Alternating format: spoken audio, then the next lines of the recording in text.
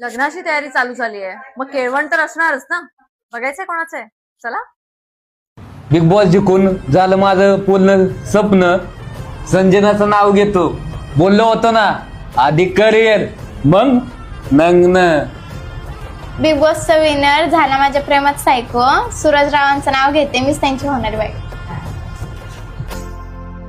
7 जन्मासाठी